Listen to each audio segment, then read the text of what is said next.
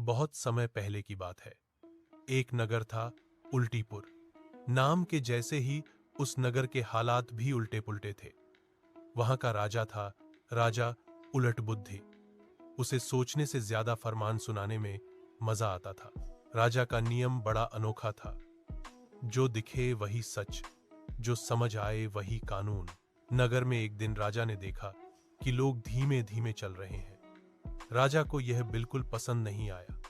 उसने तुरंत आदेश दिया, आज से जो आदमी धीरे चलेगा उसे आलसी माना जाएगा और दंड मिलेगा।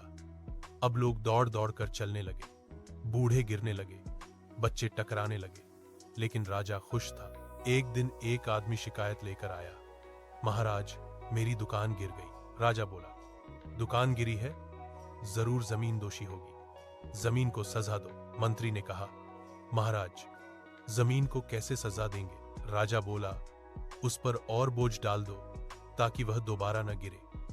बेचारे दुकानदार की बची खुची चीजें भी मिट्टी में दब गईं। उसी नगर में एक साधु आया। उसने सब तमाशा देखा। अगले दिन वह दरबार में पहुंचा और बोला, महाराज, मैं आपकी बुद्धि की परीक्षा लेना चाहता हूं। राजा खुश हुआ। पूछो, साधु बोला। अगर नाव डूब जाए तो दोष किसका? राजा बोला, पानी का। साधु बोला, तो क्या पानी को जेल भेजेंगे? राजा चुप हो गया।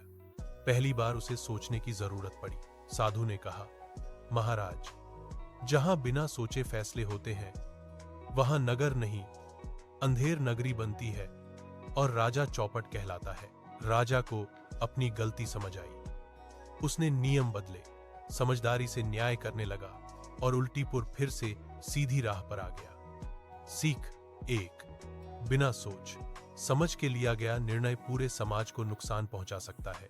2, राजा वही अच्छा है जो बुद्धि और न्याय से शासन करे।